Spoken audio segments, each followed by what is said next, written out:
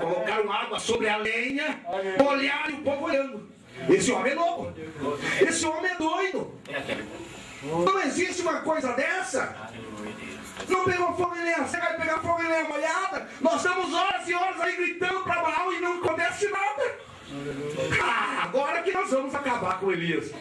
Elias disse para o povo de Deus: chegai-vos a mim. Eu quero te dizer esta noite, não chegar a mim porque eu não tenho nada para você, mas chegai a Deus. Chegai-vos a Deus e Ele se chegará a vós.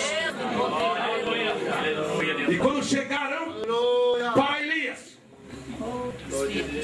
Elias reparou o altar, estava tudo certinho. Ele só disse: Deus, Deus, eu te conheço. Deus, eu sei quem o Senhor é. E o Senhor sabe que eu sou teu verdadeiro adorador. Desça fogo do céu agora. Queima o altar.